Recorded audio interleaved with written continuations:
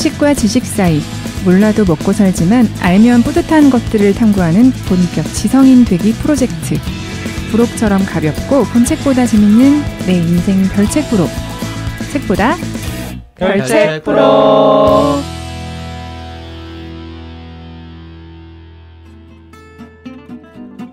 안녕하세요. 안녕하세요 여러분. 묵묵히 뜻을 밝히는 묵사발입니다. 알고 싶은 것도 많고 하고 싶은 것도 많은 아마존입니다. 반갑습니다. 여순 엿장수 맘대로 내 인생 내 맘대로 맘대로 살고 싶은 엿장수입니다. 안녕하세요. 저는 판도라입니다. 반갑습니다. 반갑습니다. 반갑습니다.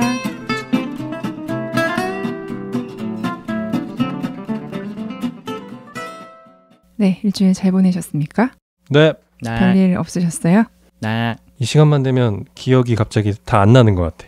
뭐 했지? 일주일 동안? 근데 잘 지낸 것 같죠? 네. 네, 저희가 지금 심리라는 대주제로 함께 이야기 나누고 있습니다. 오늘 판도라의 심리 시간은 광고 속 심리 법칙에 대해서 이야기를 나눠보는 시간입니다. 광고. 재밌겠다. CF. 네, 우리는 기업들의 광고에 얼마나 좌지우지되고 있는가, 광고를 보며 움직이는 나의 심리, 나의 면면을 한번 생각해보는 시간이에요. 좋아하는 광고, 인상적인 광고 있으신가요? 지금 딱 떠오르는 광고. 저는 광고하는 그 회사들끼리 싸우는 광고. 응? 왜 그 남의 코카콜라랑 펩시랑 싸우고 버거킹이랑 맥도날드랑 싸우잖아요. 경쟁업체의 그 물건을 은근히 까는 그런 거. 그런 거 재밌어요. 저는 공익 광고. 막 이렇게 훈훈하고 막 그런 거. 저는 패스트푸드 할 때 한번 얘기했던 건데 그 버거킹 와퍼를 영국에서 이렇게 5개 간판 이런 데다가 광고할 때 1년 동안 광고하면서 사실은 그 버거킹 뒤에 맥도날드 빅맥을 숨겨놓고 맞아. 예, 한 다음에 1년 후에 공개를 한 거죠. 사실 우리의 모든 버거킹 와퍼 뒤에는 빅맥이 숨어 있었지롱. 우리가 재밌었어요. 더 크지롱. 엄청 큰 햄버거. 궁금하신 분은 패스트푸드 회를 들어보시면 될 것 같습니다. 광고 때문에 뭔가 결정을 바꾸게 되는 일도 많이 있잖아요. 그렇죠. 근데 의식적으로도 그렇지만 무의식적으로 바꾸는 경우가 많이 있어요. 궁금해서 찾아보니까 한국 소비자 광고 심리학회라는 학회도 있고 광고 심리학과도 있더라고요. 그러니까 전공 분야가 있을 정도로 분야가 굉장히 넓었어요. 광고하면 따라오는 용어, 마케팅. 그래서 광고 마케팅을 어떻게 적용해서 표현을 해야 기업 이미지도 좋아지고 브랜드 가치를 높일 수 있는지 연구 분야들이 굉장히 많았어요. 갑자기 생각나는 거 하나 있는데 네. 영화를 볼 때 영화가 어떤 사진이 연속돼서 틀어지는 거잖아요. 네. 코카콜라였나? 이렇게 영화에 예를 들어서 사진이 20장이 이렇게 쭉 지나갈 때 중간중간 20장에 한 번씩 코카콜라를 살짝 이렇게 보여주는 거죠. 근데 다 끝나니까 코카콜라가 먹고 싶다. 그 불법으로 되지 않았었어요? 그랬나요? 오늘 하나? 아니요. 그런 게 있었던 게 생각났어요. 맞아요. 그만큼 무의식의 영역을 많이 파고드는 심리적인 부분에 대해서 어떤 법칙이 있는지 살펴보는 시간을 가지려고 합니다. 학문적으로도 자리 잡을 만큼 너무 범위가 넓어서 광고 심리만 두고 팟캐스트를 하나 운영해도 될 만큼 네, 너무 재미있는 일들이 많았어요. 2002년 노벨 경제학상 수상자 다니엘 카인만 이라는 사람은 인간은 미래가 불확실할 때 논리적이고 합리적인 사고가 아니라 비합리적이고 편향된 사고에 의해서 판단을 하고 결정한다 하고 주장을 했대요. 그 원인을 인간의 확인 편향이라는 성향 때문이라고 설명을 했는데요. 자신이 아는 것에 따라 모든 정보를 자의적으로 해석하고 판단하고 결정한다는 거죠. 자, 모든 정보를 정확히 살피고 논리적으로 추론한다고 우린 생각하지만 사실은 그럴 수가 없기 때문에 내가 기대하는 정보만, 내가 아는 정보 내에서 선택적으로 처리를 하는 그런 경향이 있다는 거예요. 그래서 이성에 앞서서 사실은 감정이나 감성이 먼저 개입된다는 이야기를 하고 있었습니다. 소비자 구매의 90%가 무의식적 작용에 영향을 받고 있대요. 네, 90% 너무 크지 않나요? 영향이 있을 거라고 생각했지만 90%나? 라는 생각을 저도 놀라면서 했고 구매 결정의 60%는 단 4초 만에 한대요. 요새는 SNS 이렇게 쓱쓱 보다가 이거 다 필요한 것 같은데? 쇼핑 카트의 크기가 2배만 돼도 소비자들은 적어도 30% 이상을 더 구입한다고 합니다. 그리고 가격이나 용량보다는 1+1 한정 판매 이런 제품을 더 많이 구매하는 경향이 있다고 해요. 그렇죠. 이렇게 마케팅에서 활용되는 심리 변화를 무의식, 본능, 감정, 감각 이렇게 4가지로 분류해서 49가지의 법칙으로 소개한 책이 있었어요. 정현승 교수님께서 쓰신 책인데 49가지의 마케팅의 법칙이라는 이 책을 참고해서 이번 시간 진행할 예정입니다. 이 책은 뉴로 마케팅과 관련되는 마케팅의 영역들을 말씀드린 이 4가지 그룹으로 나눠서 법칙들을 소개하고 있었는데 소비자의 충동 구매를 설명하는 이 무의식과 직관과 상상력을 바탕으로 하는 소비자의 행동을 설명하는 어떤 감정, 본능에 가까운 소비자의 어떤 말초적인 반응을 설명할 수 있는 감각, 이성적이며 정보 중심의 소비자 반응을 설명하는 의식, 이 4가지로 나눠서 말씀을 드릴 거예요. 네. 근데 49가지를 다 소개하기에는 너무 많아서 자, 선택적으로 그냥 제가 보고 오 이런 게 있었구나 하고 저의 호기심을 자극했거나 저에게 정보가 됐던 판도라 마음대로 골라봤어요. 추가로 궁금하신 분들은 제가 한 반 정도 소개를 하는 것 같거든요. 네. 나머지 궁금하신 분들은 책을 보시는 것도 좋겠습니다. 소비를 부르는 우리의 무의식은 어떻게 만들어지고 촉진되는가? 그동안 나도 모르게 설득되고 말았던 광고들, 그 이유를 알아보는 시간. 광고 마케팅의 심리 법칙. 지금부터 시작합니다. 자, 여러분. 광고와 마케팅의 차이를 아십니까? 글씨가 달라요. 비슷한 것 같은데. 몰라요. 마케팅의 기법이 광고겠죠? 여러 가지 마케팅 중에 하나가 광고. 그렇죠. 광고는 마케팅의 한 부분이라고 할 수 있죠. 광고가 마케팅의 수많은 전략 중에 한 가지라고 할 수 있어요.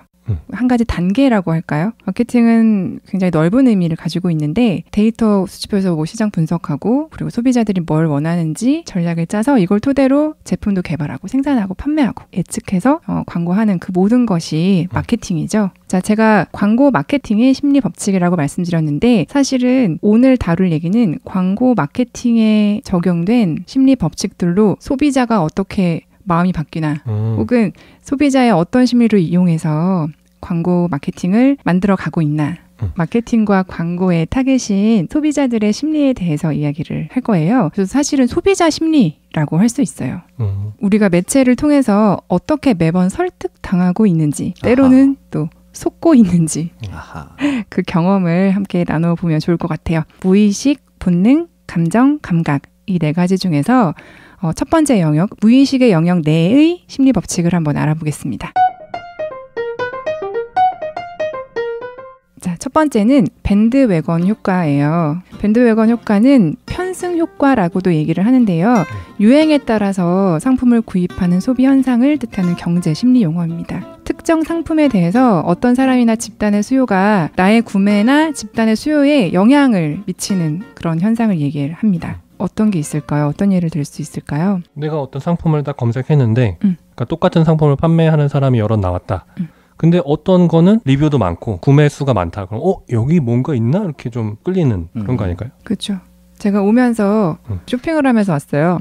검색창에 콜라겐 이라고 검색을 했습니다. 근데 콜라겐의 연관 검색어로 기미의 콜라겐 이렇게 나오더라고요. 그래서 콜라겐은 왠지 모르겠어요. 제가 TV가 없어가지고 광고를 실제로 하는 걸 못 봤는데 어디서 또 이슈가 됐는지 콜라겐 했더니 기미의가 연관 검색어로 뒤따라 나오길래 그걸 클릭했어요. 그런 것처럼 전지현 립스틱 이런 거 어떤 측면에서 보면 요즘에는 드라마나 영화에서도 PPL을 워낙 많이 하니까 성공한 PPL 효과의 예로 볼 수도 있지만 대표적인 밴드웨건 현상이라고 볼 수 있습니다.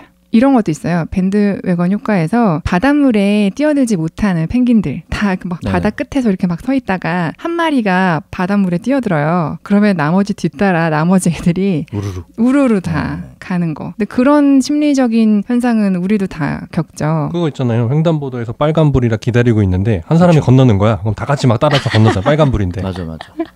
그래서 펭귄이 뛰어드는 거를 예로 많이 들어서 펭귄 효과라는 애칭도 있는 그런 심리 법칙입니다. 밴드웨건 지금 잠깐 찾아봤는데 밴드웨건이라고 해서 밴드가 이제 뭐 구부리다 이런 뜻 있잖아요. 그래서 뭔가 이렇게 평평한 걸 구부렸을 때 그 구부려서 이렇게 아래쪽으로 뭔가 쏠리는 그런 걸 말하는 줄 알았는데 그게 아니더라고. 정말 밴드웨건, 웨건에 밴드가 타가지고 막 가니까 그걸 쫓아가는 거였네. 몰랐어요. 맞아요. 그런 뜻입니다. 그런 거지 그 소독차 쫓아가는 거. 방구차.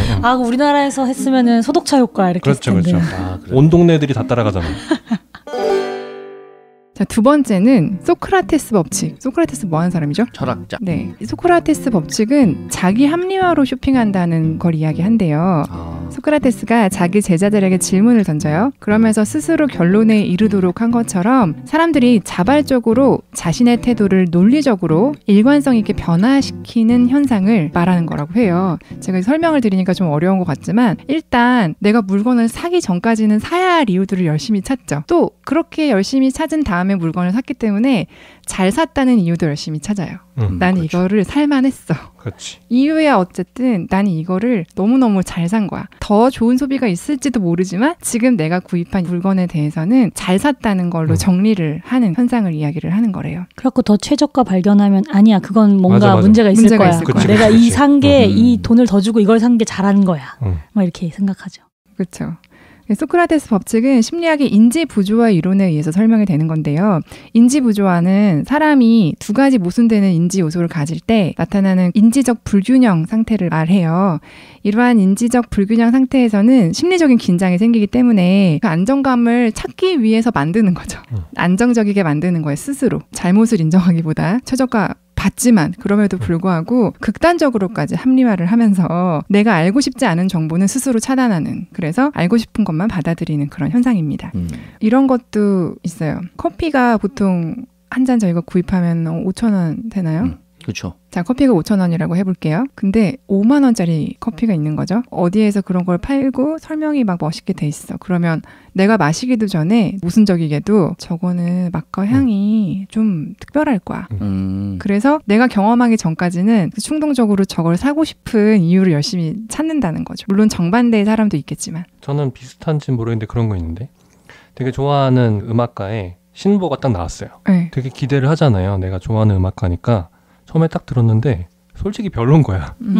근데 그럴 리가 없어. 뭔가 이유가 있을 뭔가 거야. 있을 거야. 다시 들어. 또 다시 들어. 별로야. 근데 계속 다시 듣죠. 다시 듣다 보면 어느 순간 익숙해져서 좋아져. 그렇지, 맞아. 역시 그런 경우들이 있어요. 자, 점점 할 말이 많아지실 거예요. 다음은 1등의 법칙. 1등만 기억되는 세상. 1등만 기억하는 세상. 그 앞에다 하나 더 붙여야죠. 더러운. 더럽지만 여러분도 1등이라면 선택하실걸요. 숫자 1은 대단함과 함께 그 분야의 최고라는 의미를 갖고 있어서 1등은 하나밖에 없잖아요. 네, 그러니까 그렇죠. 기억도 될 수밖에 없고 되게 특별하다고 생각하니까 1등이라는 글자가 붙어있는 물건은 사는 거죠. 브랜드도 마찬가지예요. 그 분야 시장 점유율 1위, 판매율 1위, 흥행 1위, 그렇죠. 흥행 1위 이런 거. 그런 타이틀을 가지고 있다면 다른 뭐 광고하지 않아도, 굳이 그런 대대적인 광고를 하지 않아도 소비자들에게 이미 신뢰감을 형성시킬 수 있다는 거죠. 그래서 그러면 되게 1위를 어떻게든 달려고 그죠. 예를 들어서 한 달 중에 다른 애가 한 달 동안 1위였고 내가 중간에 딱 하루 1위였어. 그래도 나는 1위. 이렇게 붙이는 그런 되게 많지 않나요? 저희도 별책부록에 하나 붙이죠, 하나. 1위. 아, 실시간 몇 위 이렇게. 뭐 무조건 1위죠. 1위 하는 거 뭐 있어요, 우리? 뭐 있지? 없나 보다. 없어. 없나 봐. 최울춘 스튜디오 출신 팟캐스트 1위. 아, 그러네. 우리 이렇게 하면 되잖아요. 그렇지. 잠실 1위. 그러니까 혹시 있는지 몰라.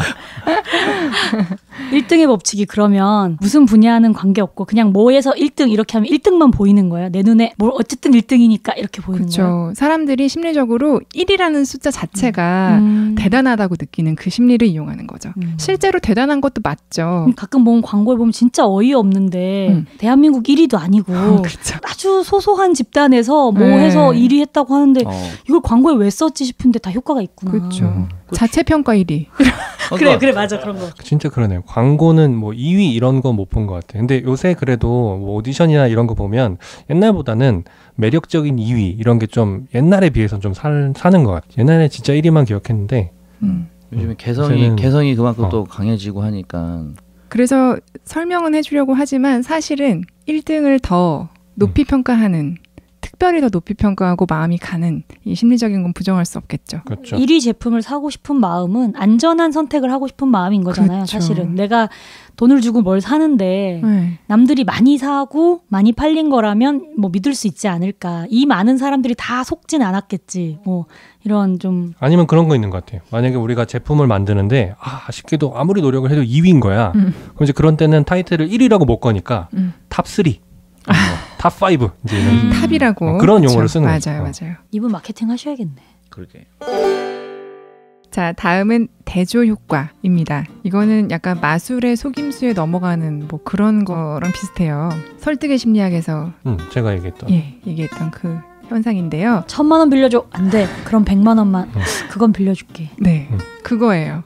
그렇게 착시 현상을 이용해서 하는 마케팅 기법인데요. 소비자는 무의식 중에 앞에 본 제품이나 사건을 먼저 기준으로 놓고 뒤에 것을 보기 때문에 그런 눈속임을 이용해서 비교를 하는 거죠. 자사 기존 제품 대비 어쩌고 저쩌고. 그런 거 되게 많잖아요. 특히 많죠. 화장품 같은 것도. 그렇게 구매 결정을 하게 만드는 기법입니다. 다음은 미끼 효과. 낚시하는군요. 네. 주객이 전도되는 그런 현상이에요. 주객이 전도된다. 미끼 효과가 일상에서 되게 많아요. 어떤 게 있을까요? 생각나는 거 있으세요? 별책 부록. 본책을 사야 되는데 맞아요. 별책 부록이 너무 좋아 보여서 본책까지 사는 거죠. 맞죠. 저 화장품이 그렇게 탐나진 않았는데 같이 주는 브러쉬가 너무 탐나서 산 적 있어요. 네. 결국 화장품 값에 브러쉬 값 다 포함된 가격인데 왠지 공짜로 얻는 것 같고 이 브러쉬가 더 비싸 보이고 좋아 보이는 거야. 사버렸지 뭐야. 해피밀. 맥도날드 가면 장난감. 장난감 때문에 먹고. 애기들 킨더조이 환장하잖아요. 맞아요. 초콜릿 안 먹을 건데. 네, 저희 집에 초콜릿만 여러 개 있어요. 장난감만 쏙 빼먹고 쏙 빼가지고 가고 네. 초콜릿은 버려. 그렇구나. 사자마자. 그런 거. 난 피카츄 빵이 생각나는데. 옛날 사람. 네, 스티커 받으려고. 아 그럼요. 그렇죠. 냉장고에 붙여놔야지 제맛이죠. 그 옛날에 뭐지? 치토스 치토스. 안에 따조? 뭐, 따조. 따조 따조, 때문에 따조. 그거 다 모으려고 엄청 맞아. 사고 막 이랬잖아요. 엄청 많네. 여러분은 어떤 게 생각나세요? 이런 게 미끼 효과입니다. 자, 다음은 칵테일 효과. 원하는 것, 바라는 것만 인식하는 현상을 이야기합니다. 칵테일과는 사실 상관없어요. 칵테일 효과는 칵테일 파티 효과의 줄임말인데요. 네. 파티를 하는 그 분위기는 굉장히 시끄럽잖아요. 술을 한 잔씩 하는 자리는 특히나 더 소란스럽잖아요. 그 소란스러운 가운데에서도 그 공간에서 내가 이야기하고 싶은 상대와는 대화가 가능하죠. 아, 네. 그렇게 시끄러운 공간에서도 서로 대화가 가능한 그 상태, 그 상황을 이야기를 하는 거예요. 남이 나에게 말하는 것이 제대로 들리지 않을 만한 데에서도 나에게 의미 있는 정보는 선택적으로 잘 받아들인다는 거죠. 알아서 필터링을 하는 거. 필터링을 하는 거예요. 듣고 싶은 것만 듣는 건가? 그렇지. 저는 제일 이 경험을 많이 했던 게 저 어렸을 때 저희 부모님이 아기용품 판매점을 하셨어요. 해피랜드라고. 알아요. 브랜드 얘기해도 돼요? 그럼요. 근데 그때 엄마한테 질문을 한 게 있어요. 엄마, 세상에는 왜 이렇게 임신한 여자들이 많아? 라고 얘기를 했었거든요. 가게에 항상 임신한 여자들이 오니까. 항상 임신한 여자들이 오죠. 그리고 눈에 한번 띄고 나니까 그냥 길을 가다가도 보는 거죠. 그래서 언젠가부터는 제가 찾았는지도 몰라요. 제가 어떻게 의식했는지는 모르지만 하도 보다 신기해서 엄마한테 그런 질문을 했을 정도예요. 내가 신발 사야 되면 사람들 신발만 보여 계속. 그렇죠. 그렇죠. 저 신발은 어디서 샀을까? 저건 괜찮은가? 막 이러면서. 찾으려면 찾을 수 없지만 관심이 있는 것들은 찾아지는 그런 현상을 얘기합니다. 근데 요즘은 인공지능이 너무 내가 관심 있는 걸 알아서 자꾸 보내주니까 핸드폰으로 뭘 하나 검색했는데 내 PC와 막 다른 데서 다 그 광고가 막 뜨는 맞아. 걸 맞아. 보면 내가 일부러 찾지 않아도 알아서 인공지능이 이제는 막 보내주더라고요. 다음은 컬처 코드의 법칙입니다. 독특한 방식으로 소비자를 자신에 속한 문화에 의존하게 만드는 제3의 무의식. 그것이 바로 문화적 무의식입니다. 어려운데. 네, 이렇게 설명하니까 또 어렵죠. 마케팅 영역에서 이러한 문화적 무의식, 컬처 코드를 가장 많이 활용하고 있는 분야가 광고인데요. 펩시콜라 하면 어떤 색깔 떠오르세요? 파란색. 파란색, 빨간색. 아니죠. 코카콜라는 빨간색. 펩시는 파란색. 파랑, 빨간 같이 있는 거 아니에요? 파랑, 빨간, 그래도, 하양 이렇게. 아니 그래도. 그러니까 대비적으로. 아까 제가 얘기했잖아요. 둘이 경쟁하잖아요. 좀 그래서 그렇게 기억이 나요. 그렇게 기억할 수도 있고. 자, 모두가 정답. 그런데 중국에서는 빨간 용기에 들어가 있습니다. 중국은 빨간색 좋아하잖아요. 그렇죠. 그 문화 코드에 맞춰서 상품을 만드는 거죠. 그래, 어느 나라에서는 어떤 옷을 무슨 색은 팔지 않고 이런 게 있더라고요. 그렇겠네. 동남아의 어떤 국왕만 입는 색 이런 게 있어가지고 그 나라에선 평민들이 그 색을 뭐 황금색이면 황금색 뭐 이렇게 못 입는데요. 그래서 왕족만 입는 색이라서 그 나라에는 그 색깔 옷이 안 팔린대요. 그래서 아무도 거기에 만들질 않아. 다 컬처 코드의 법칙, 문화적 무의식이에요. 자, 다음은 두 번째 영역이에요. 저희가 지금까지 무의식에 대해서 알아봤고요. 다음은 감각. 감각에 대해서 살펴봅시다. 감각 부분의 첫 번째 소개할 법칙은 컬러의 법칙입니다. 컬러? 네. 색상으로 개성을 표현하는 거죠. 컬러는 시각적인 거, 바로 즉각적인 효과가 있는 거잖아요. 그렇죠. 아, 내가 어떤 상품을 딱 봤는데 내가 좋아하는 색이면 사게 된다 뭐 이런 건가요? 어떤 색이 가진 이미지 아니에요, 그냥. 그런 색에 가진 이미지이기도 하지만 그 색깔로 브랜드 이미지를 정하기도 하죠. 펩시 원래 무슨 색이라고 그랬죠? 파란색. 파란색 제일 많이 떠오르는 것처럼. 그러면 코카콜라? 빨강. 그렇게 코카콜라의 붉은색은 컬러 마케팅에서 대표적인 사례로 손꼽히는 마케팅 전략이에요. 빨간색이 주는 이미지 자체가 밝고 쾌활하고 진취적이고 능률적이고 쾌적한 분위기, 이런 이미지를 주잖아요. 그리고 실제로 식욕을 자극하는 색깔이기도 하대요. 그래서 여러 가지 의미를 모두 담아서 코카콜라는 빨간색을 선택한 거죠. 컬러 마케팅 혹은 컬러의 법칙은 색상으로 소비자의 욕구를 자극시키는 기법이에요. 소비자의 구매력을 자극하는 가장 중요한 요인을 색상으로 보고 이를 활용해서 소비자의 구매를 결정짓게 하는 마케팅 기법입니다. 일반적으로 소비자들은 색채에 대한 감성적인 반응을 보이기 때문에 구매 충동과 연결될 수 있다는 거죠. 자, 다음은 다홍치마 효과입니다. 기왕이면 다홍치마요. 이왕 그렇죠. 아니에요? 같은 값이면. 다 정답입니다. 보기 좋은 떡이 먹기도 좋다. 다홍치마 효과에서 두 가지를 제가 소개를 할 건데요. 첫 번째는 후광 효과입니다. 상대방의 신체적 아름다움이 당사자의 지각과 인식체계를 철저하게 왜곡시킨다는 것이에요. 모델들이 입은 옷은 다 예뻐. 뭐 저게 나한테도 잘 어울릴 것 같고 내가 입으면 저렇게 될 것 같아. 모델이 팔등신이라 그런 건데. 맞아요. 어떤 대상의 한 가지 혹은 일부에 대한 평가가 그 모두에 영향을 미치는 그런 현상을 이야기한대요. 후광 효과는 영어로 헤일로 이펙트라고 합니다. 헤일로는 광륜을 뜻하죠. 종교화 같은 거 뒤에 보면 이렇게 후광을 번쩍번쩍. 표현하기 위해서 밝게 처리하는 그런 것들이죠. 쉽게 예를 들면 잘생긴 배우들은 사실 아무것도 안 해도 제 기분을 좋게 해요. 현빈이 먹으라고 하면 전 먹을 것 같아요. 뭐든? 좋은 걸 권할 것 같아요. 이런 이미지죠. 그래. 아이유는 뭔가 이미지가 선하고 거짓말 안 할 것 같은 이미지라서 아이유가 광고를 하면 저 말은 다 진짜일 것 같고. 그렇죠. 이거 너무 주관적인 판단이잖아요. 그냥 다 좋아 보이는 거잖아요. 이런 거는 뭐 사실은 사회적 지각 오류, 착각이에요. 그렇지만 우리는 긍정적으로 소크라테스 법칙을 적용시키면서 잘 샀어, 살만했어 또 이러면서 기쁘게 소비하죠. 아이유, 김연아 이런 모델들은 지금 모두가 다 공감하는 그 좋은 이미지의 모델들이잖아요. 그렇죠. 다홍치마 효과의 첫 번째가 후광 효과였다면 두 번째는 동일시 효과입니다. 아름다운 사람과 동일시 되고 싶어하는 동기를 유발시킴으로 해서 아름다운 사람을 보면 나도 저 사람처럼 되고 싶다. 저거 입으면 나도 저 사람처럼 되겠다. 네, 아닌데 사실은 아닌데도 불구하고 절대 아니죠. 후광 효과랑은 좀 비슷하면서도 약간 차이가 있죠. 자, 다음은 알파벳 법칙. ABC? 네, 상징성과 간결함으로 감성을 자극하라. 알파벳 마케팅 혹은 알파벳의 법칙이라는 것은 알파벳이 가지는 상징성과 간결함 등을 이용해서 소비자들의 호기심과 상상력을 자극하는 그런 마케팅 방법이에요. 네. 알파벳이 지니는 상징성 내지 간결함은 소비자들이 원하는 메시지를 간결하고 함축적으로 전달함으로써 기업이나 제품 브랜드의 인지도를 높이는 데 효과적이어서 많은 기업들이 최우선으로 선택하고 있어요. 자, 예를 들어볼게요. 네. 기아 자동차. K? 그렇죠. K7을 출시하면서 차명 선택을 위해 무려 15개월을 네이밍 컨설팅 회사와 신경과학 권위자의 자문을 받았다고 합니다. 오. 그걸 15개월이나 했다고? 그거 되게 나왔을 때 다 그런 얘기했는데 아우디가 A 시리즈 하잖아요. A4, A6 그냥 아우디가 A니까 기아는 K. 따라하긴 쉬워, 그죠? 아우디는 막 3년 걸렸을 수도 있어요.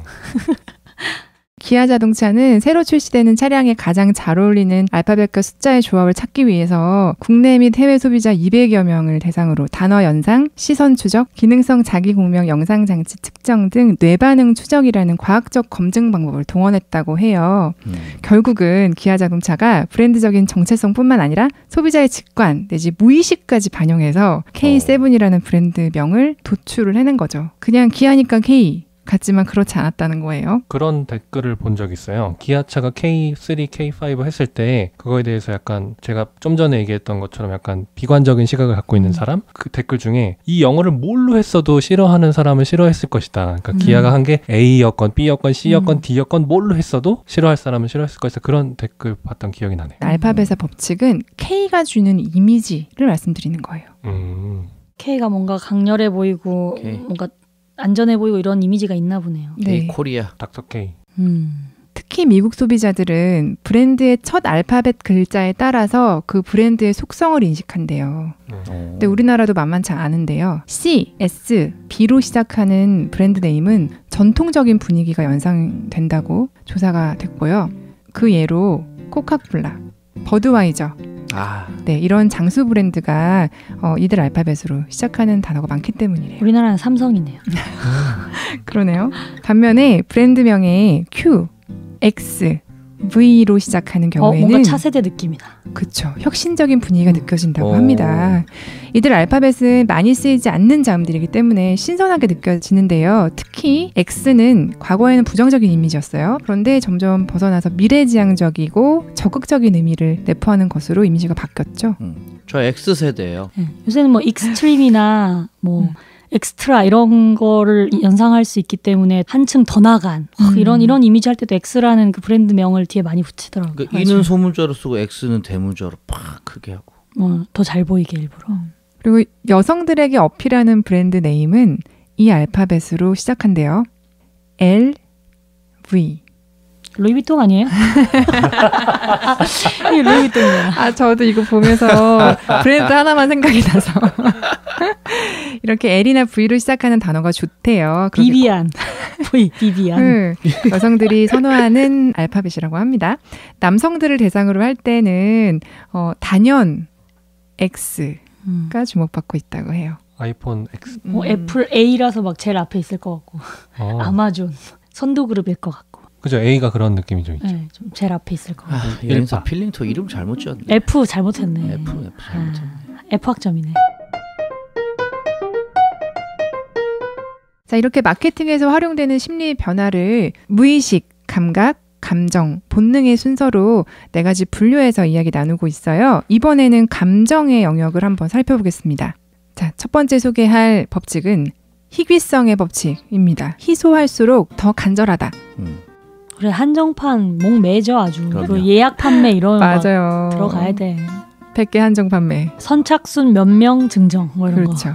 벌써 200분이 이 김치냉장고를 선택하셨습니다. 야, 자, 마감까지 40분 남았습니다. 그런 거. 자, 이것은 심리적 저항 이론 때문이라고 하는데요. 사람들은 이미 누리고 있는 자유가 상실된다는 걸 견디지 못해서 그 특권을 되찾기 위해서 어떤 행동을 한대요. 그런 행동을 하는 과정을 심리적 저항 이론이라고 한다고 합니다. 어떤 대상이 점차 희귀해져서 이제 없어져서 선택의 자유를 침해한다면 우리는 그 이전보다 더 강렬하게 소유하려고 하는 저항성을 가지게 된다는 거죠. 우리나라 소비자들이 자신이 내린 결정에 안심을 못하고 항상 정당화의 근거를 찾으려는 성향이 강하대요. 이건 우리나라가 특히 그렇대요. 그래서 남들이 많이 사는 물건, 그런 걸 따라 사는 경향도 되게 높다고 해요. 근데 희귀성하고는 반대잖아요. 그러면 아까도 벌써 200분이 사셨습니다 하면 많이들 샀네 나도 사야지 아니에요?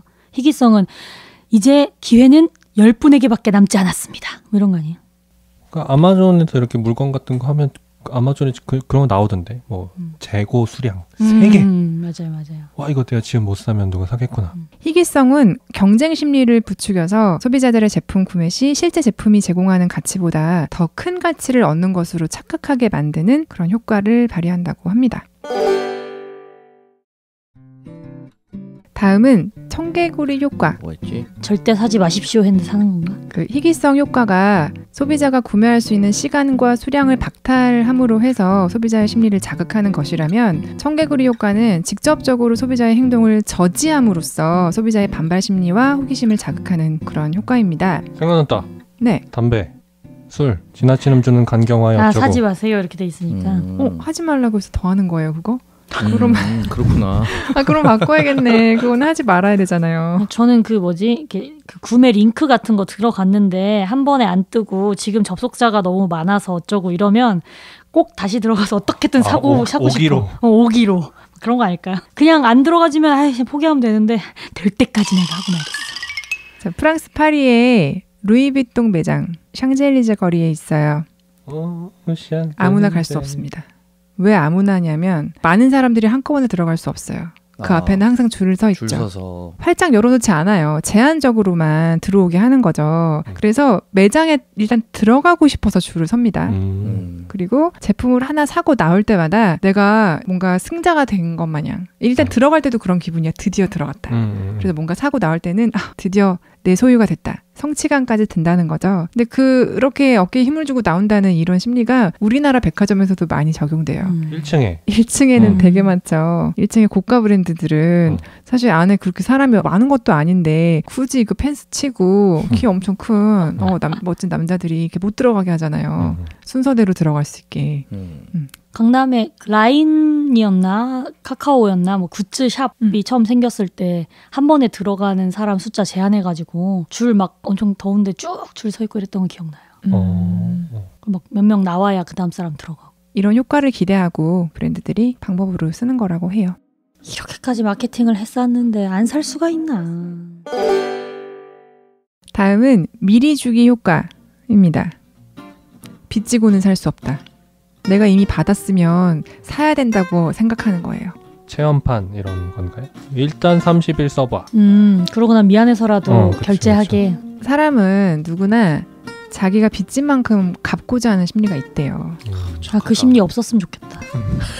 너무 착한 심리다. 빚지고 살았으면 좋겠다. 그 심리를 마케팅에서는 이용하는 거죠. 이거 옛날에 방판하시는 분들이 진짜 많이 쓴 기술인 것 같아요. 네, 그러니까 화장품 맞아요. 방판하시는 분이 와서 나는 화장품 하나만 샀는데 샘플을 엄청 많이 줘요. 그럼 미안해서라도 다음번에 그걸 하나 더 사게 돼. 뭐라도. 요즘엔 방판 아니라도 지나가다가 화장품 막 주지 않아요? 명동 같은 데 가면 지나가는데 화장품 팩 같은 거 손에 들고 자꾸 손에 지워주던데 들어오라고. 바구니에 이미 몇 개 화장품이 들어있어요. 맞아. 근데 그것만 쌀랑 들고 나오기가 좀 그래. 그렇잖아요. 뭐라도 하나 사야 될 것 같고. 그거의 대표적인 거는 마트 시식 코너죠. 먹었으니까. 그 소비자들을 끌어들이기 위해서 화장품 샘플이나 선물을 나눠주면서 방문을 유도하죠. 그리고 저는 이 법칙을 보는 순간 떠올랐던 게 크리스피 크림. 공짜로 하나 주니까 들어가서 줄 서서 그거 하나 받고 자연스럽게 앞으로 가서 주문을 하고 있죠. 그것만 받아서 주는 것만 먹은 적도 있지만 어쨌든 한참 서가지고 한 판을 제가 더즌으로 사고 있더라고요. 그러니까 비율로 따지면 사는 사람의 비율이 높으니까 하겠죠. 손해보고 하겠어요, 설마. 그리고 크리스피 크림은 네온 사인이 켜지잖아요. 핫 나우 네온이 켜지면서 이럴 때 주는 거니까 사람들이 줄을 서요. 줄 서 있는 걸 사람들이 보면서 또 줄 서 있을 만큼 맛있는 집인가 보다. 몰랐던 사람도 그 줄을 보고 같이 줄을 서는 그런 효과까지 있다고 합니다. 자, 다음은 스토리텔링의 법칙.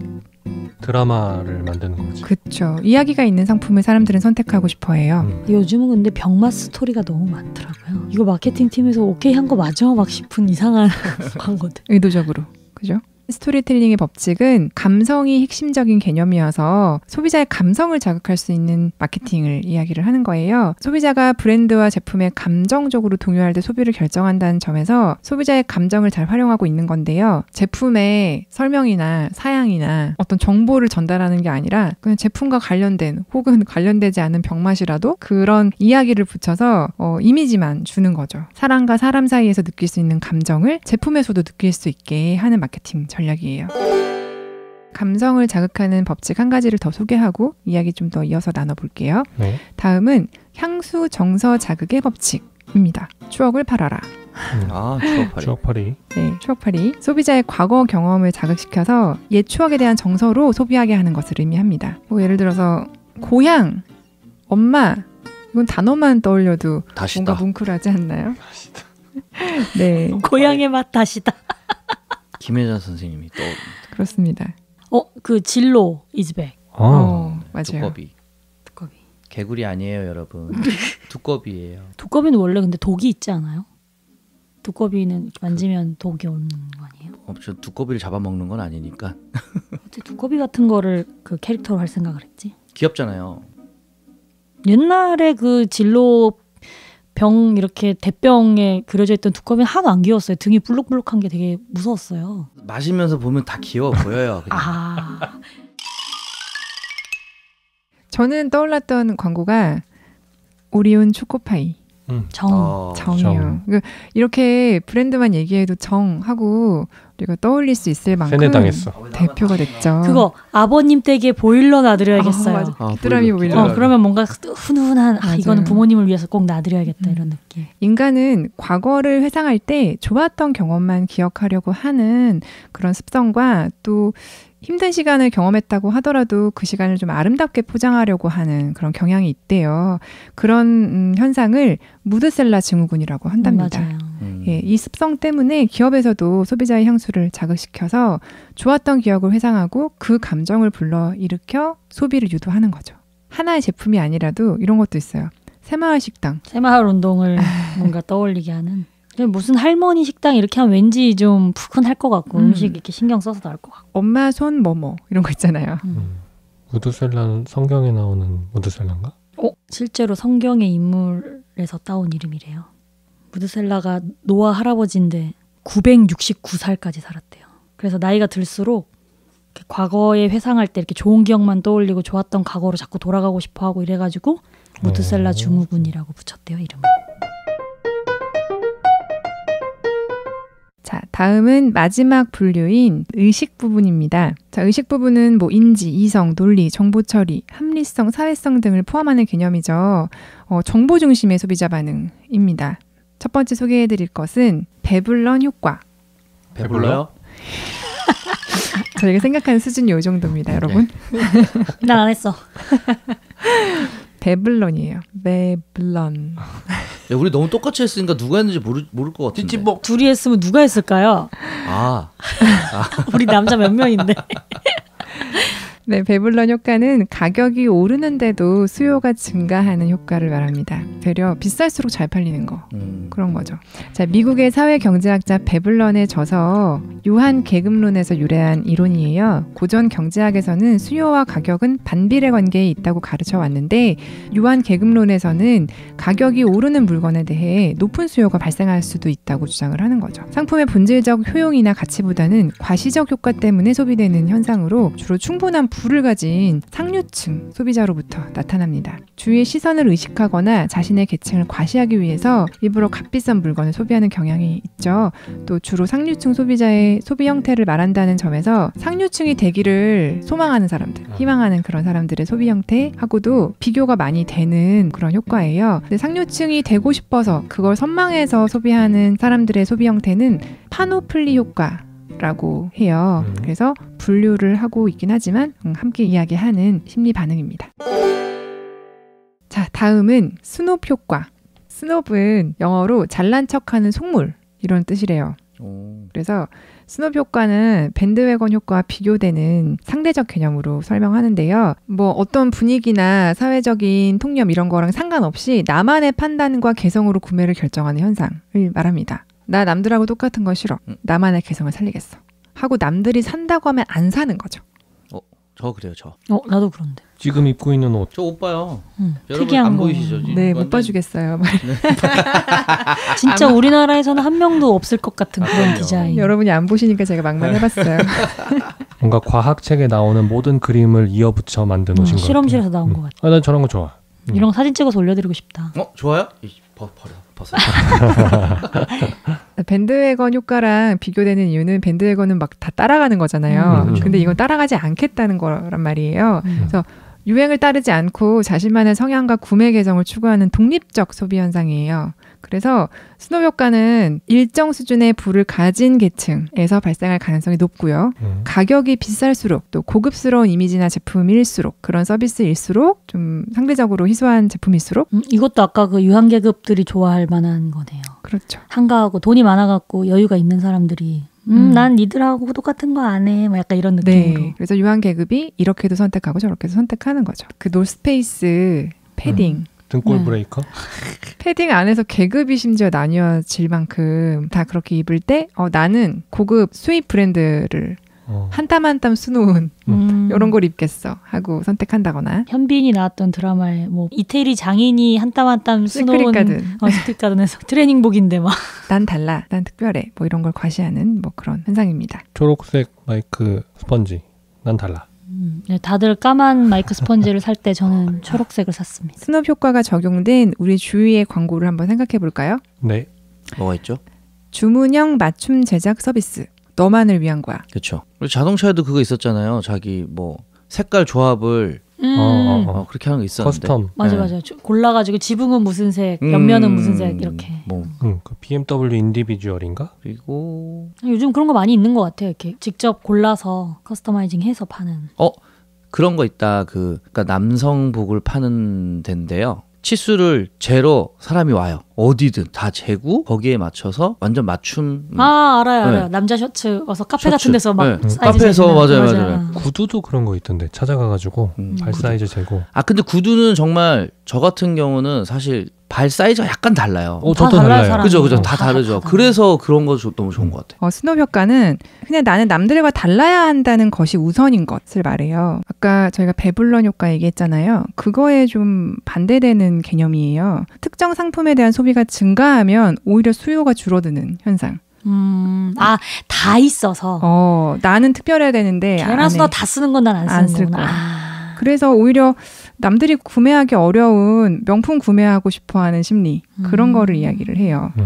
그래서 스눕 효과는 상류층의 소비를 모방하는 배불런 효과와는 좀 차이를 두고 비교되는 그런 개념이에요. 소비자가 제품을 구매할 때 나는 남달라, 난 특별해 이런 생각을 가지면서 구입을 하기 때문에 나는 좀 특별해 이렇게 생각한다고 해서 백로 효과라고도 부른대요. 애칭처럼. 학교 다닐 때도 남들 다 나이키에 환장해갖고 다 애들 나이키 살 때 자기 혼자 딴 거 신고 다니는 애들이 있었어요. 나. 나이스. 난 짝퉁을 여기 사랑했어 항상. 그런 건 스눕 효과 아니고요. 스눕 효과는 막 진짜 다 나이키 신을 때 나는 루이비통이야 뭐 이런 거 있잖아요. 나는 구찌 이런 거. 구찌지 뭐 이렇게. 자, 다음 소개할 법칙은 사회적 증거의 법칙입니다. 웬만하면 대세를 따르는 거죠. 살까 말까 이렇게 망설이는 순간에 다른 사람이 구입하는 걸 보면 나도 저거 사야겠다 하고 결정하게 되는 걸 말해요. 이 심리는 단순히 모방하고는 다른데요. 남들이 하기 때문에 무조건 따라하는 그런 게 아니라 그들의 선택과 결정이 자신의 구매 결정에 그냥 영향을 미친 거예요. 저는 이거 읽으면서 이 생각 들었어요. 저희 이거 원래 법으로는 금지돼 있는데 지하철에서 판매하는 거 보면 의외로 아이디어 상품 좀 있지 않아요? 저거 딱 내가 필요했던 건데 이런 거 있는데 왠지 이거 좀 사는 것도 그렇고 나 혼자 나서기도 좀 쑥스럽고 이런데 옆에 아줌마가 막 그 정보까지 물어보면서 바람잡이 다 바람잡이야. 물건을 누가 사기 시작하면 우르르 사잖아요. 그러니까 또 그렇게 사게 되는 나의 이 심리. 군중 심리 같은 건가요? 그렇죠. 그런 거 대세를 따르는 이 사회적 증거의 법칙을 따라 내가 그걸 구입했는데 그걸 또 활용한 게 지금 이렇게 바람잡이를 두는 거죠. 그리고 많은 사람들이 사회적 증거 효과의 영향으로 메뉴를 봐도 베스트 적혀 있는 거. 그렇죠. 강추. 그리고 뭐 서점에 가도 베스트셀러 이런 거 먼저 찾는 거. 그런 심리도 맞아. 네, 이런 심리 중에 하나라고 합니다. 그 다수가 선택했다는 건 뭐 소비자 입장에서는 가장 확실한 보증수표잖아요. 안전한 검증된 선택이죠. 것. 예, 그래서 사람들이 아까 줄 서 있는 것도 마찬가지인데 사람들이 일단 많이 몰려 있다. 그럼 저기 맛집인가 봐. 저거 괜찮나 봐. 저거 뭔데? 몰려 있으면 궁금해하는 것. 이런 것들도 이 현상 중에 하나죠.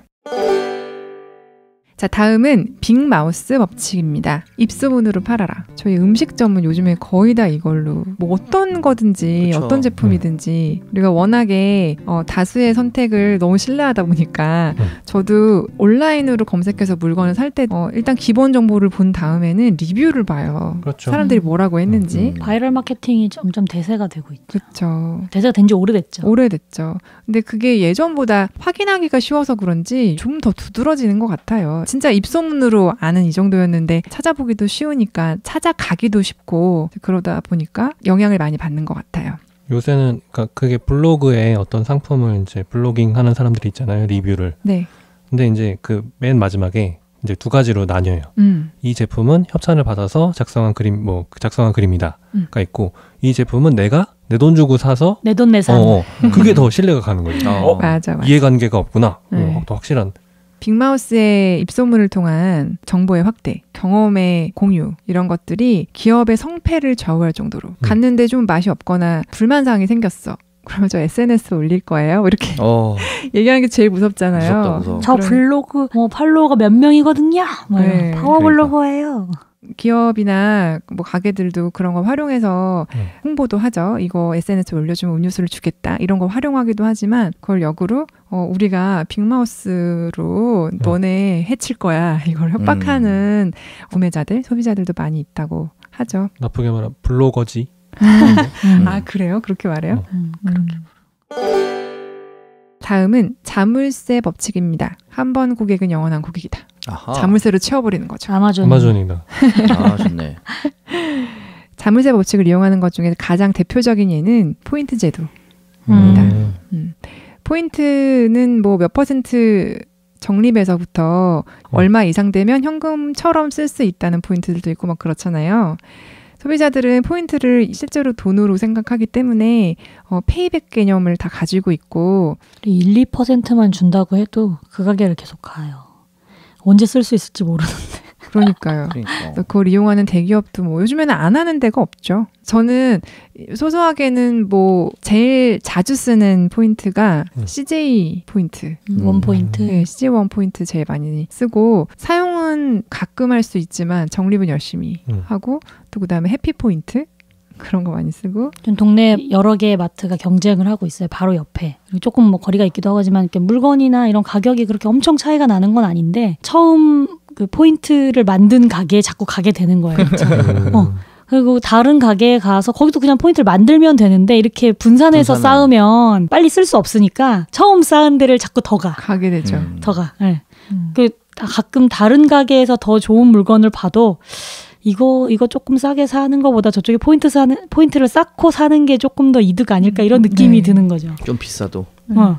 실제로 안 그렇다. 포인트 막 1% 이렇게 쌓아주는데 왜 그럴까? 1% 안 되는 데도 많아요. 충성 고객을 만드는 정말 좋은 방법이고 저는 이렇게 쌓은 것 중에서 제일 못 쓰는 포인트가 자물쇠 완전 꽉 잠긴 게 한국 마일리지요. 한국 마일리지 언제 쓸 수 있을까요? 과감하게 써야 돼요. 그렇죠. 이제는 쓰기 더 어려운데 시절이 됐죠. 또 한국 마일리지는 몇 년씩 되니까 까먹고 그냥 두는 것 같아요. 더 쌓아서 멀리 가야지. 그렇죠. 예전에는 뭘 어딜 멀리 가. 기한도 없었는데 기한이 생겨가지고. 소멸 때도 생겼어요. 아쉬워요. 그래서 이렇게 그동안 해온 것이 아까워서라고 생각하는 이런 심리를 이용한 법칙이에요. 전환 비용이라 그러죠. 내가 이걸 포기하고 다른 데 가서 새로 시작하는 이 전환 비용을 이용해서 고객이 스스로 빗장을 채우도록 하는 그런 방법이죠.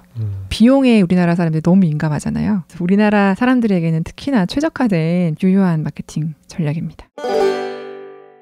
네, 다음은 비교 효과의 법칙입니다. 비교 효과의 법칙은 엄청 강렬하고 자극적인 마케팅 방법이에요. 자, 광고에서 비교 효과의 법칙은 어떻게 활용되고 있냐면요. 아까 묵사발님께서 초반에 말씀하셨어요. 기업이 싸우는 거. 경쟁을 유발해서 싸우는 거.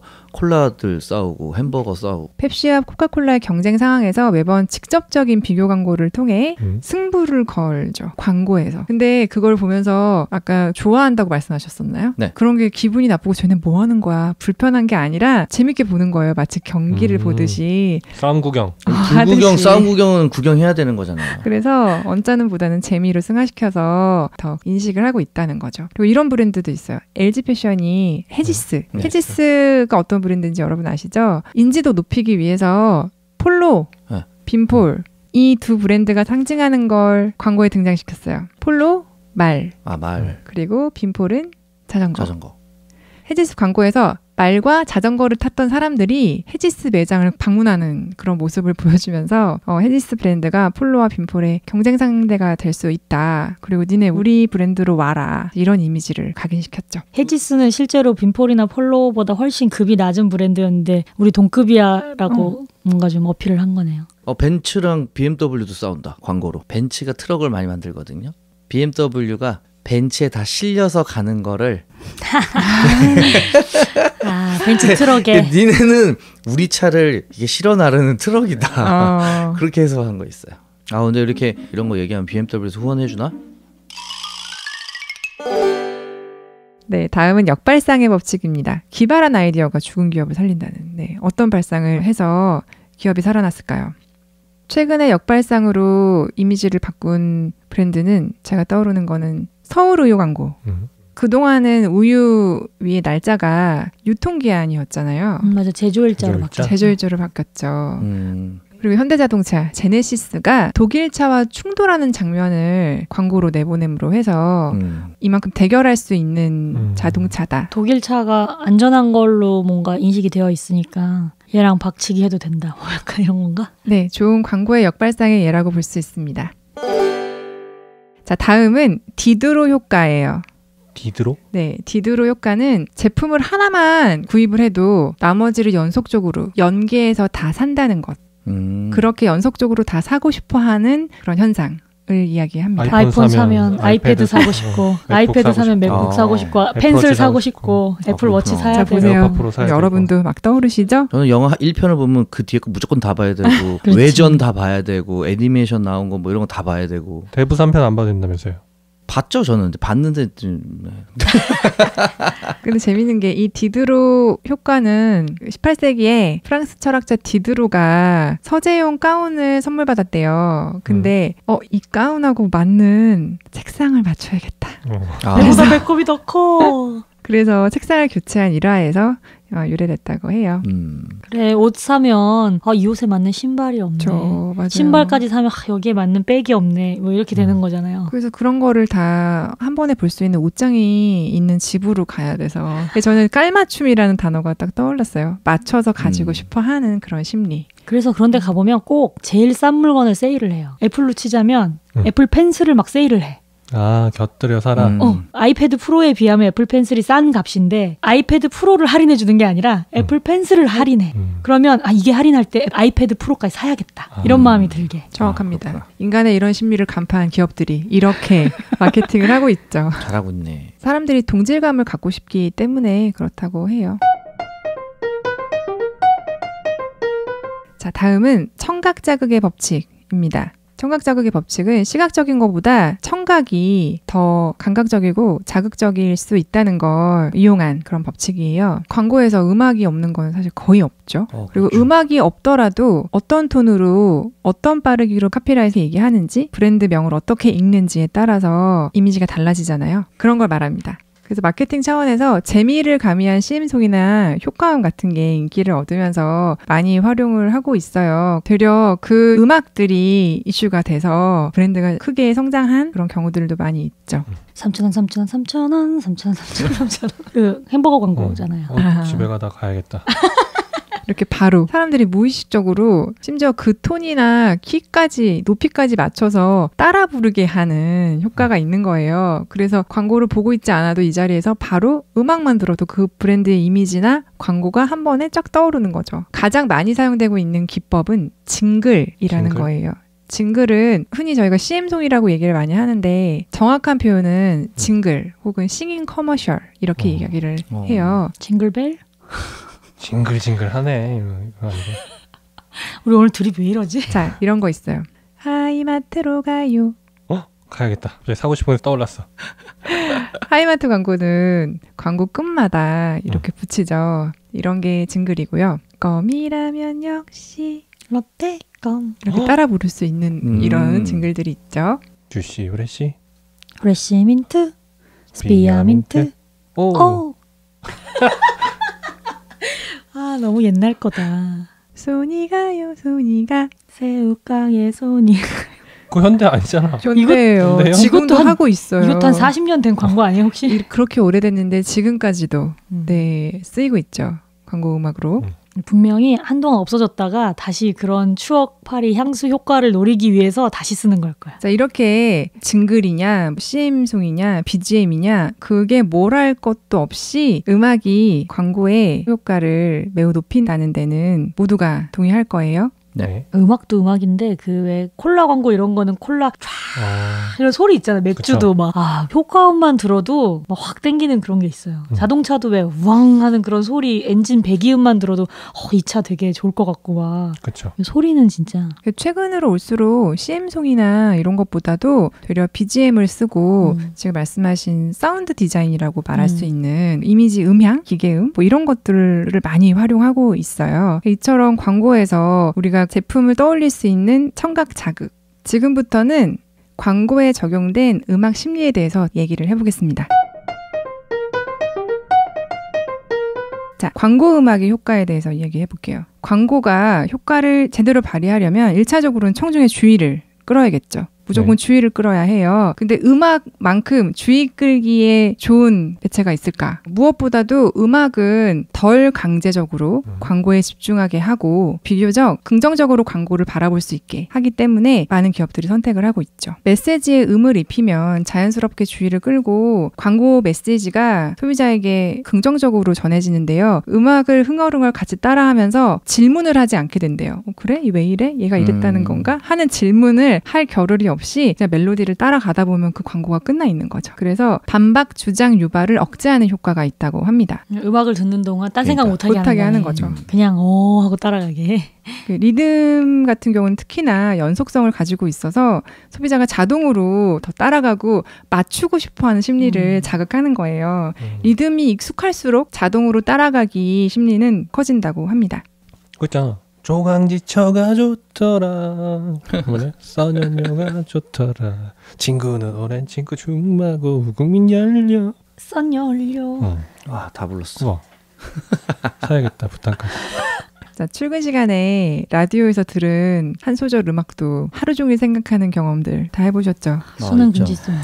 있죠. 귀벌레라고 하는 음악은 다른 무엇보다도 머릿속에 오랫동안 머뭅니다. 내가 자발적으로 선택하지 않은 음악도 종일 때로는 저를 괴롭히기도 하죠. 그래서 음악은 브랜드 네임이나 슬로건 또는 핵심 메시지를 기억하게 하는데 더 없이 좋은 장치입니다. 이게 심리학적으로는 기억술이라고 얘기를 해요. 저희 뭐 외우고 이럴 때 운율 붙여서 외우잖아요. 맞죠. 네, 이런 것도 마찬가지예요. 음악이 기억에 미치는 이런 작용들을 연상 네트워크라고 합니다. 음악과 관련된 기억들이 재생 작업을 계속 일으키는 거죠. 광고 음악은 형식적으로는 이렇게 분류합니다. 풀송, 풀 BGM, 로고송, 로고 사운드, 그리고 사운드 디자인 이렇게 분류를 하고요. 이 중에 뭐 한 가지만 쓰이는 것이 아니라 여러 가지가 동시에 그 광고에 맞춰서 적용이 되죠. 띵띵띵띵띵. 그건 뭐예요? 로고 사운드 아닐까 이거는?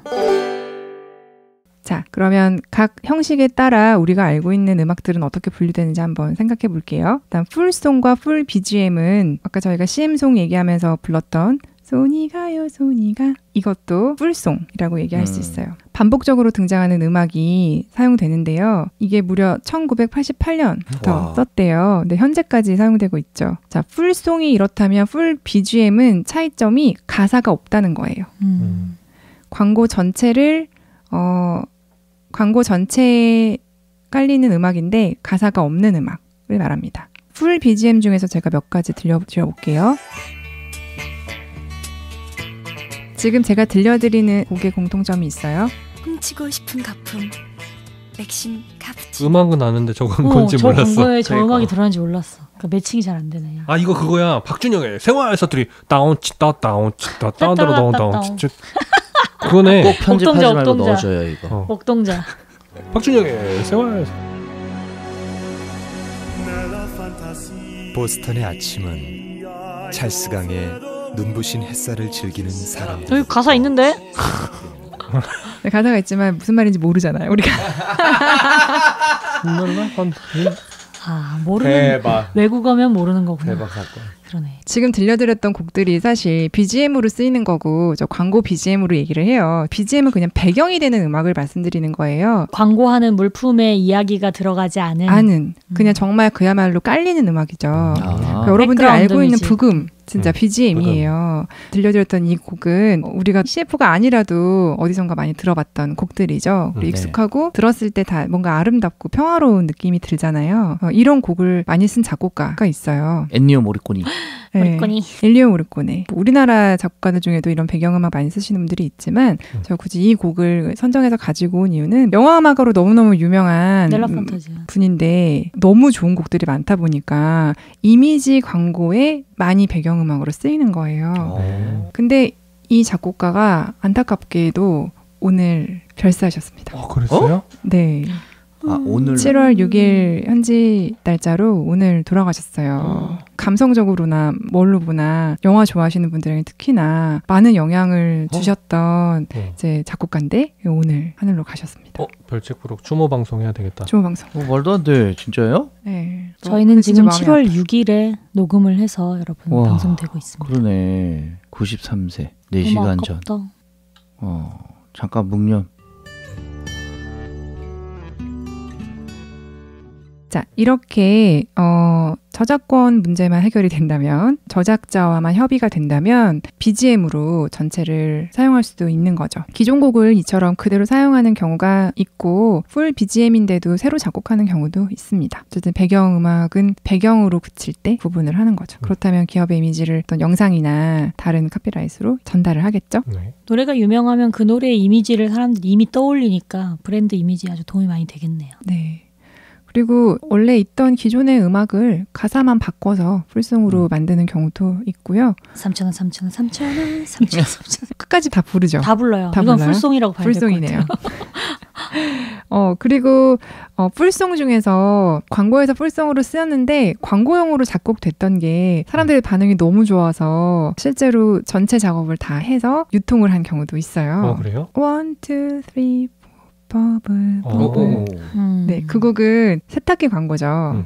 그럼 그 음악은 그 광고를 위해서 만든 거라는 거예요? 네, 그 음악은 그 광고를 위해서 만들었는데 사람들이 그 부분을 너무 좋아하고 더 듣고 싶은 거예요. 그래서 요청이 많았어요. 노래 마저 들려주세요. 네. 그래서 만들었구나. 해피 버블이네요, 제목이. 자, 이 곡은 윈터플레이의 이주환 씨가 작곡했는데 그냥 광고 음악으로 의뢰를 받았는데 너무 그 소비자들이 너무 듣고 기분이 좋아지는 곡이니까 뒤에도 듣고 싶다고 자꾸 검색을 하고 어디서 들을 수 있나요? 요청이 많았던 거죠. 그래서 광고가 나간 지 한참 후에 이주환 씨가 특별히 뒤에 마저 작곡을 해서 음원으로 발표했다고 해요. 나도 그런 광고 음악 있는데 뒤에 더 듣고 싶어서 다운받은 거. 이것도 장난 아니야. 이게 여러분이 아는 거랑 달라요. 이게 무슨 노래인지 알아요?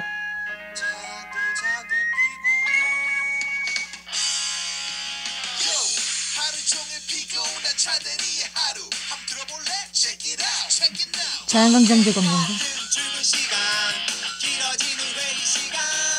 커피인가?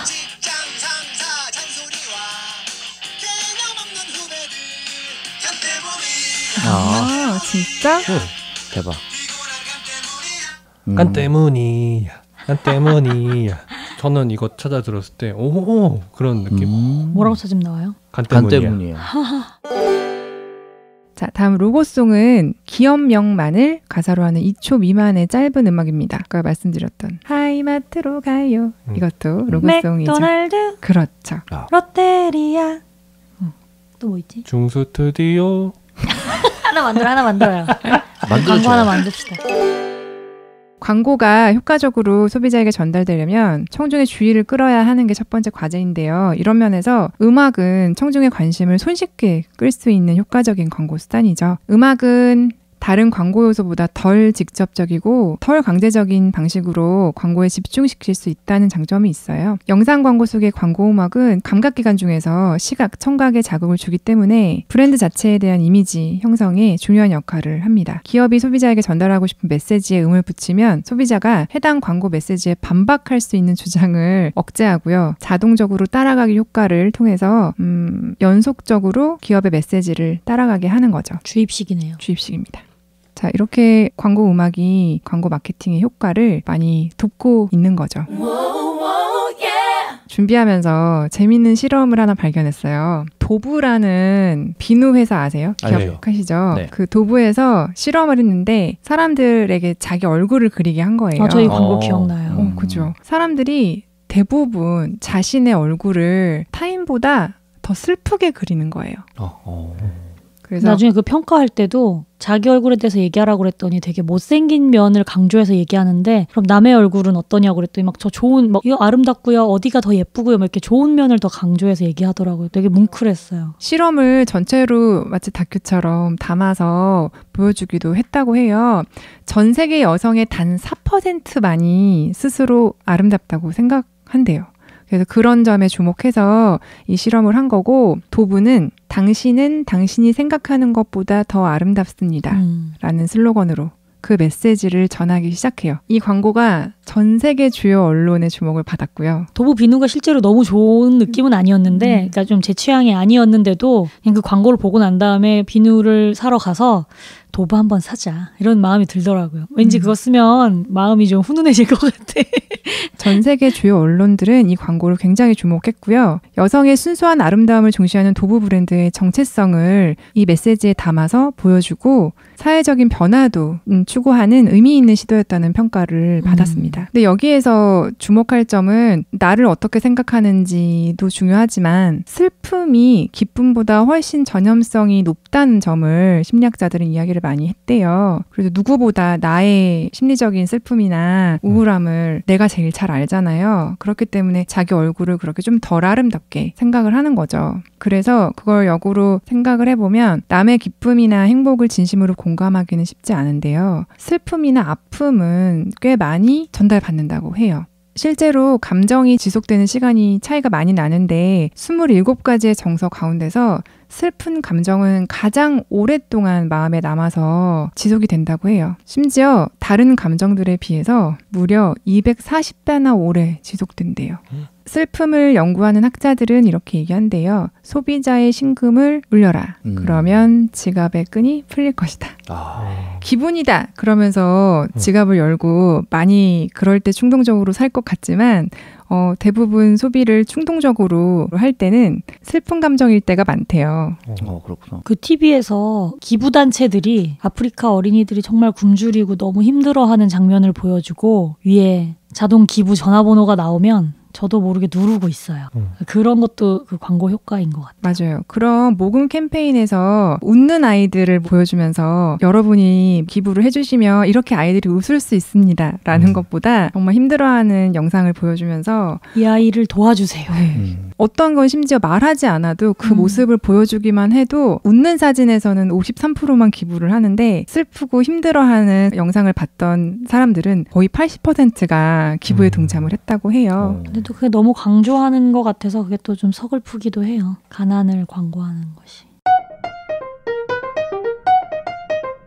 그 법칙들을 쭉 듣다 보니까 이렇게 나눠지는 것 같아요. 대세에 따르도록 하는 효과를 일으키거나 아니면 개성을 지키게 하는 효과를 일으키거나 혹은 감성이나 감정에 호소해서 물건을 사게 하거나 이성적으로 판단하는 척하게 해서 물건을 사게 하거나 결국은 모든 분야를 총망라해서 물건을 사게 만드는 거예요. 그쵸. 이거에 낚이지 않으면 저거에라도 낚여라. 그러니까 물건을 파는 이 자본주의 사회에서 물건을 파는 것만큼 치열한 분야가 없구나. 우리 흔히 이제 그 광고 하시는 분들끼리 뭐라고 하냐면 자기들끼리 이제 광고쟁이라고 말을 해요. 광고쟁이야말로 달고 다른 세상의 모든 것을 알고 있어야 하는 사람들이구나. 이런 생각을 또 한번 해보네요. 아무리 도망 다니고 아무리 나는 잘 현명하게 선택할 거야 해봤자 광고에 낚일 거니까 그냥 어차피 낚일 거 그냥 내 마음에 드는 걸로 얼른 낚이는 걸로 고민 덜하고. 알면서도 또 사고 속는 그럼요. 것도 있잖아요.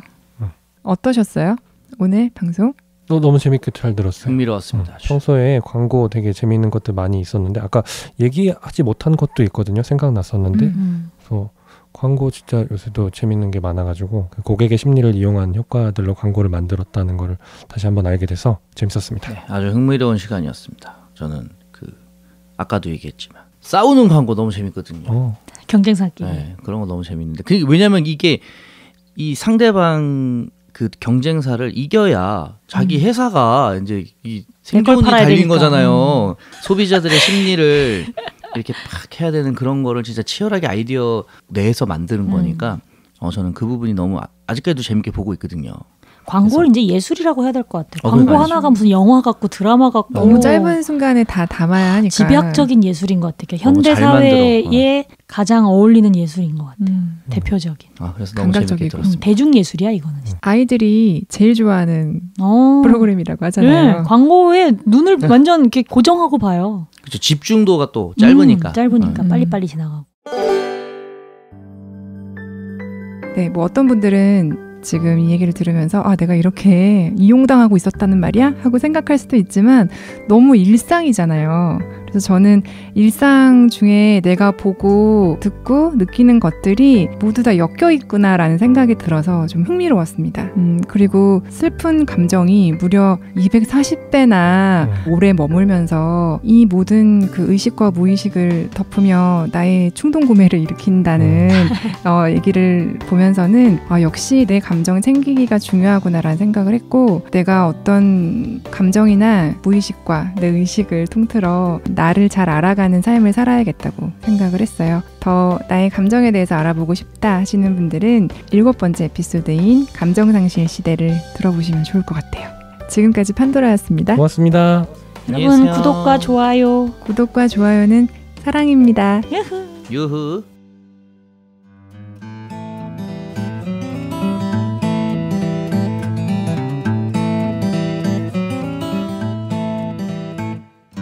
저희가 지지난 방송에 한번 이야기 드렸었는데 저하고 판도라님이 다른 방송에 초대를 받아가지고 콜라보레이션 방송을 하고 왔습니다.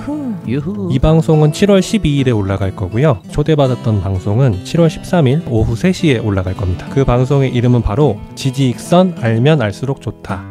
반려동물에 관해서 했거든요. 그래서 저하고 판도라님이 그 방송에서 출연해서 이야기했으니까 여러분들 지지익선 검색해서 들어봐 주시면 좋겠습니다. 통편집된 건 아니겠죠? 그럴 수도 있어.